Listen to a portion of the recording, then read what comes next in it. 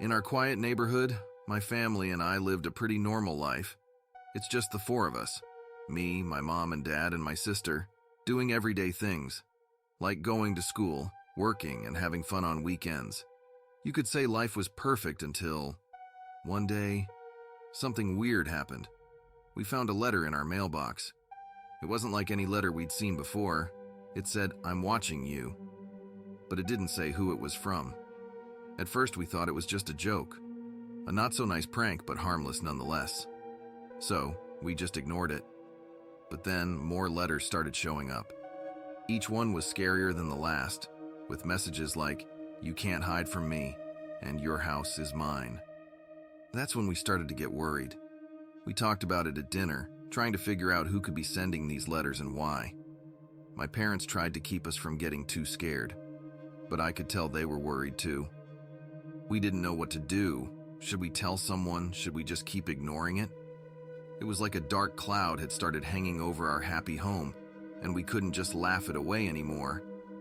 That's how it all began, the start of something that would change our lives in ways we couldn't even imagine back then. After the letters started coming, things got even weirder around our house. One day, my dad noticed something off about our front door lock. It looked like someone had been messing with it, trying to get in or something. That really freaked us all out. It wasn't just scary words and letters anymore. Someone was actually trying to come into our home. Then, one night, I couldn't sleep and was just lying in bed listening to the silence of the house. Suddenly, I heard noises coming from downstairs.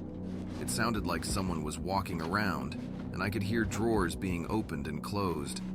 I knew it had to be my mom or dad, but I was too scared to move or check it out. I just stayed in bed, my blanket pulled to my nose, trying to ignore my imagination. Around the same time, my sister Emily had her own scary experience. She told us one morning at breakfast that she saw shadows moving outside her window the night before. She said it looked like people were walking around our house, trying to find a way in. That night, all the lights in our house suddenly went out, leaving us in total darkness. Not even a minute later, the power came back on. It wasn't just a normal power outage. It felt like someone had cut the power on purpose and then put it back on, like they were testing something. We tried to convince ourselves that we are just being paranoid, but the comfort and security we used to feel were gone, replaced by fear and the feeling that we were being watched and targeted by someone we couldn't see. That same night, once everyone had gone to bed, everything was quiet. I got this feeling like I needed to check downstairs.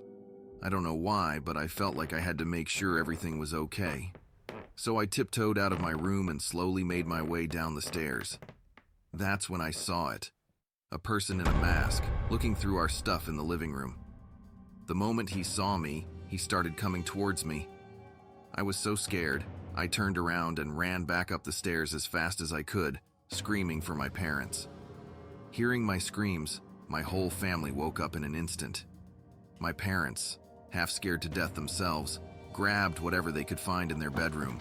Lamps, a glass pot, even the curtain rod. Anything they could find to protect us. As I neared the top of the stairs, I saw Emily coming out of her room, and my parents signaled for both of us to get into their room. Quick! They shut and locked the door from the inside, just in time, as we heard the intruder wrestling with the doorknob a few seconds later. But then, things got even worse. We heard noises from outside too. Looking out, we saw another person, this one throwing rocks and stuff at our windows. It was like we were trapped inside with no way out, facing not one, but two intruders. When we tried to call for help, we found out our phones were dead. It was like these guys had thought of everything. They cut the phone line so we couldn't call the cops or anyone. We were totally cut off. Just us in the house and them trying to get in. It was the scariest night ever. We all stuck close together, trying to be safe, while two strangers were trying to break into our house. It felt like a really bad dream, but it was happening, for real. Suddenly we heard the neighbor's dog, the one who always used to sneak into our yard and mess up my mom's garden. He dug under the fence again, but this time, he wasn't being annoying. He ran right up to the bad guy outside, barking and trying to bite him. It was like he knew we were in trouble and came to help us. But just when we thought things might be okay, the lights in our house went out. We were left in the dark, which made everything even scarier. Then we heard the sound of a window breaking. It was clear the bad night wasn't over yet. It felt like we were in a movie, but this was all too real and happening to us. We could see Mrs. Kyle down below next door, coming out into her backyard in her robe. It is only normal that all the commotion woke her up. We banged on my parents' bedroom windows, and that's when she saw us, frantically waving from upstairs, signaling for her to call for help. Understanding the urgency, she rushed back inside her house and called the police. In the meantime, the intruder we were hiding from inside seemed to be back at my parents' bedroom door, this time banging the door with something big and heavy in his hands. Thankfully, the police arrived quickly after that, as the intruder had managed to break a hole through the door. He was putting his hand through the hole to open the door from the inside when he heard the sirens. He stopped moving and then ran away. Suddenly, it was like we all took our first breath in 5 minutes. The intruders, caught off guard by the police and still distracted by the dog, didn't stand a chance. One of them started shouting about how none of this was his idea, that he told his friend he didn't want to do it. That's when we realized just how much danger we were really in. These guys had no idea what they were doing, and who knows how they may have reacted if things went differently. Thanks to Mrs. Kyle calling for help and her dog's surprising intervention, the danger was over. The intruders were captured after a brief standoff, and we were finally safe again. That night, we realized how lucky we were to have such alert neighbors with an annoying but brave dog. And even though the intruders were caught and could no longer get to us, it took us a long time to stop hearing noises around the house, and we still triple-check that all the doors are locked before we go to bed at night.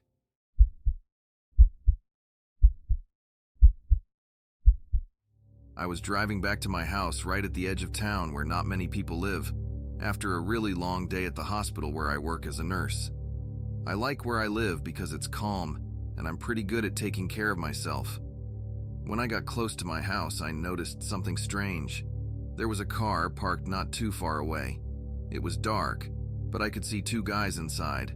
They looked like they were talking about something serious. The way they kept looking over at my house made me feel uneasy, like they were planning something bad.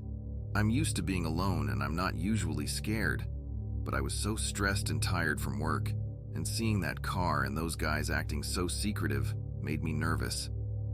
I didn't know what they were up to, but it didn't seem good. I just wanted to get inside my house and lock the door behind me.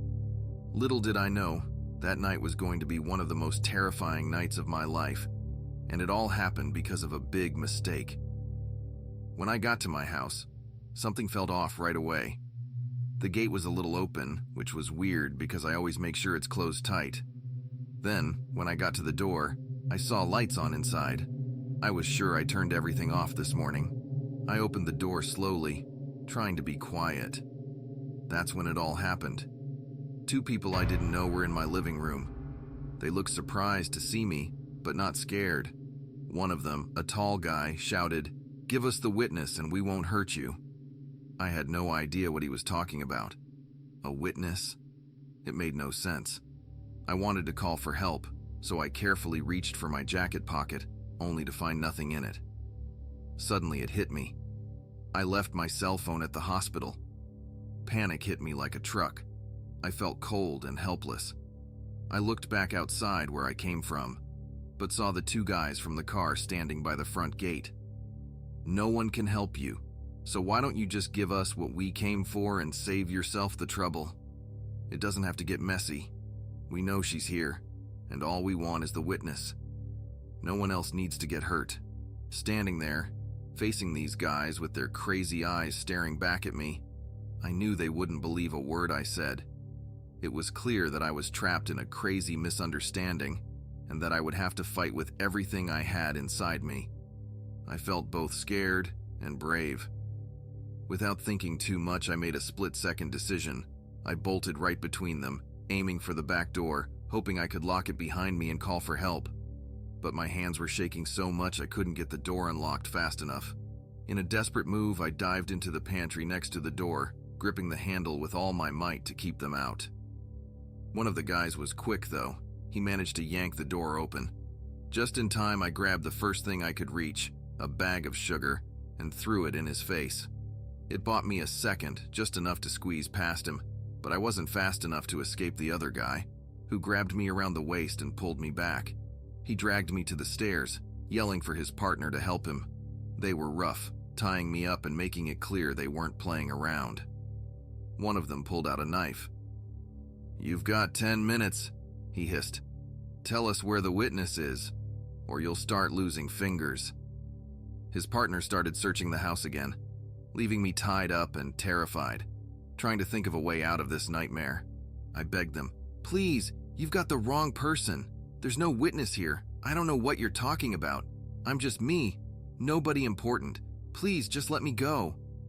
I hoped they would listen, see the truth in my eyes, and realize their mistake. But my words only made things worse. They got even angrier, their faces turning red and their voices louder. "Stop lying to us," one of them shouted, coming closer with the knife. I could see in their eyes that they weren't going to just let me go. They believed I was hiding something, and my pleading was just making them more determined to get what they came for, even though it didn't exist.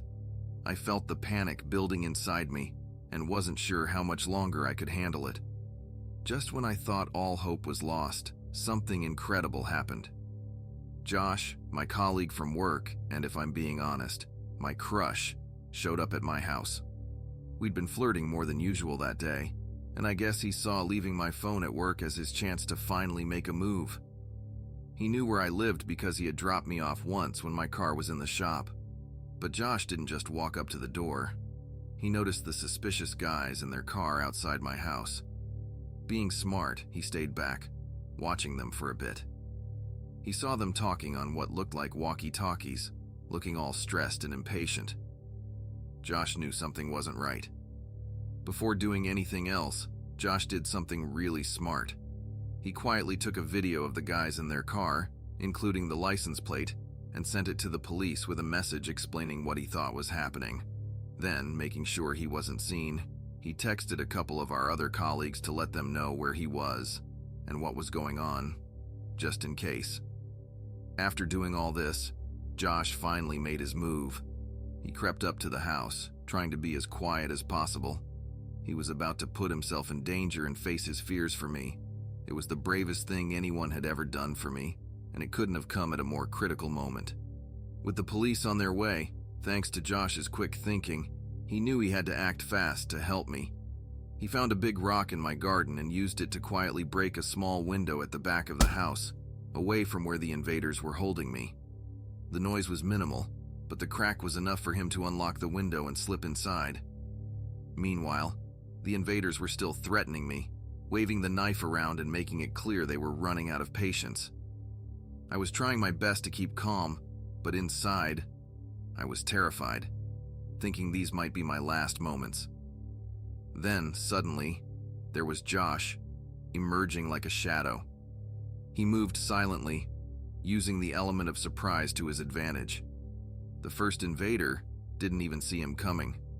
Josh tackled him to the ground with a force that took both of them by surprise. The second invader turned, knife in hand, but Josh was ready. He fought with a desperation I had never seen in him, fueled by fear, adrenaline, and determination. The struggle was intense, but it was over quicker than I would have believed. Josh managed to disarm the invader with the knife, and just then, the sound of sirens filled the air. The police had arrived. The invaders realized it was over and tried to flee, but it was too late.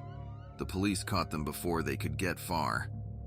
Josh untied me, and I collapsed into his arms, overwhelmed with relief and gratitude. The police took our statements and assured us that the invaders would be charged with breaking and entering, assault, and a slew of other crimes. After the chaos settled and the police had left, Josh and I sat in my living room, my hand clutching the phone he had brought back to me. We talked about everything and nothing, waiting for the adrenaline to fade, replaced by a quiet understanding. He had saved me, not just from the invaders, but from the isolation I was finally able to admit I had felt for so long. The ordeal brought us closer in ways I couldn't have imagined. It wasn't just the excitement of surviving a dangerous situation together. It was the realization that we could rely on each other. That maybe, just maybe, we had something worth exploring beyond friendship. That night, as Josh went to sleep on the living room couch, having offered to stay until morning, I knew that my life had changed forever. Not just because of the terrifying experience, but because it had unexpectedly brought Josh and me together. As I closed my bedroom door, I felt a sense of safety and a flicker of something new. It was the end of a nightmare, but possibly the beginning of a dream.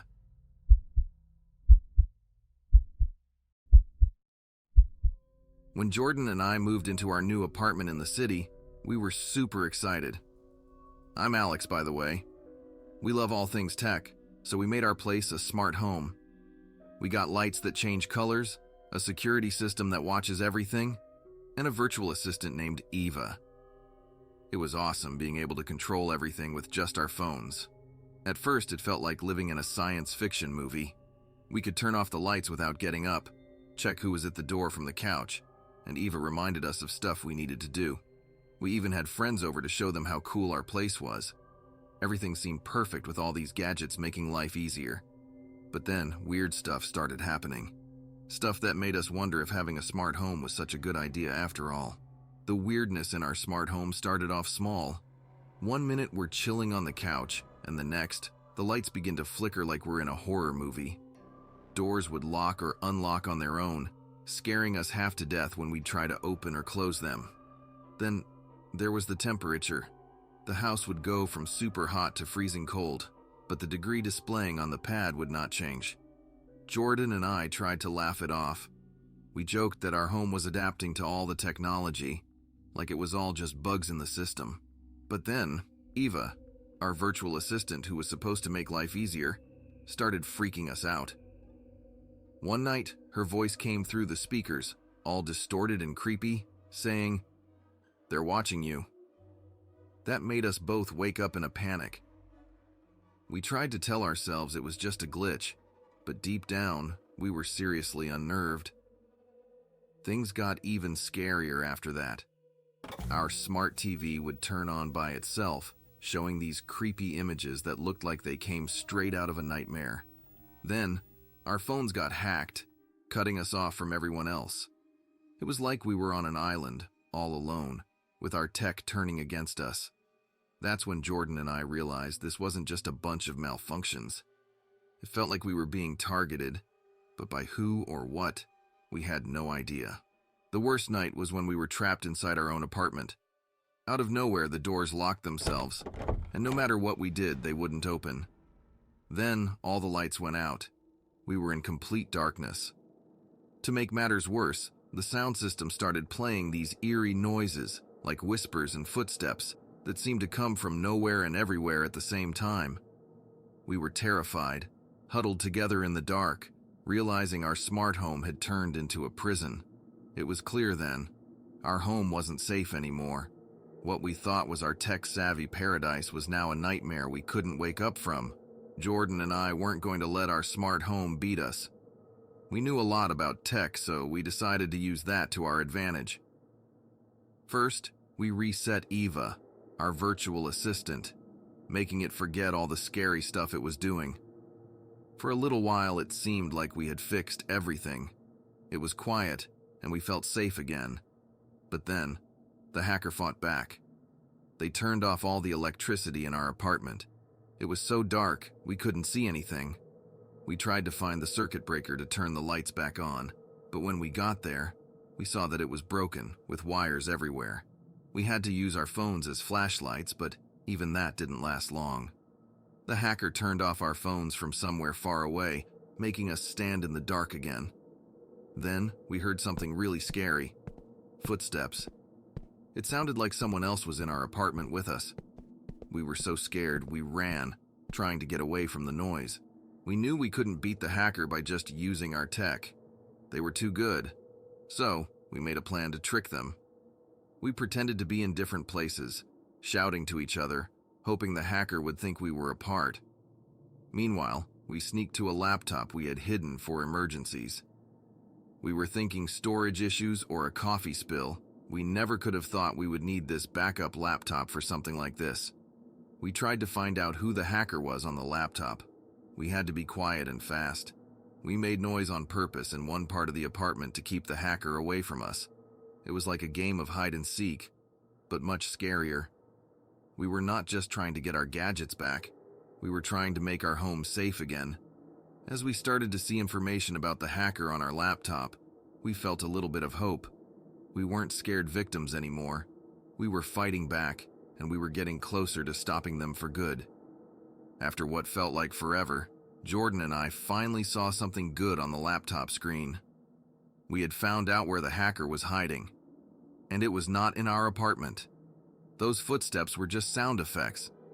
It was like finding the last piece of a puzzle, but we had to act fast and smart before anything worse happened. We came up with a plan. We used the hacker's own system against them. From their system, we sent a fake address to the police. It was like telling the police to look in the wrong place, but we had a trick up our sleeve.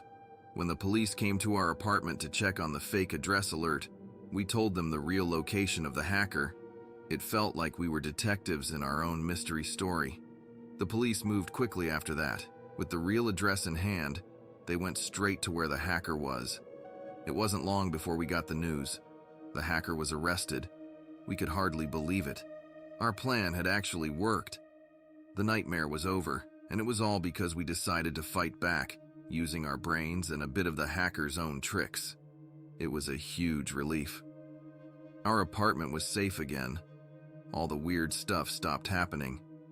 The lights stayed the way they were supposed to, the doors didn't lock by themselves anymore, and Eva went back to being the helpful virtual assistant we had wanted in the first place. Looking back, Jordan and I learned a lot from this scary adventure. We realized that being smart with technology doesn't just mean having the latest gadgets. It also means knowing how to protect yourself and your home from people who want to use technology for bad things. We felt like we had won a big battle, and in a way, we had. Our home was our own again, and we felt safer than ever. We even made some changes to make sure nothing like this could happen again. But the biggest change was in us.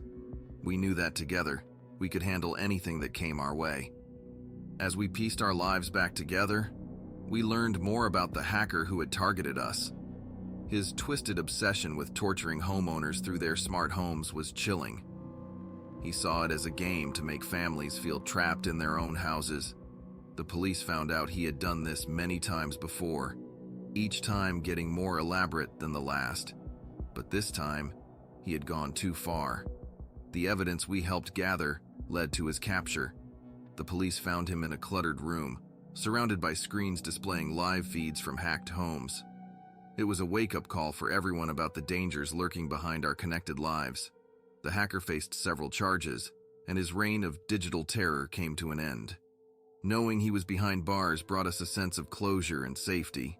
We shared our story to educate others, hoping to prevent similar invasions of privacy. And we are actually quite thankful that this whole thing has helped us to live a little less digitally again. It has restored a balance in our lives.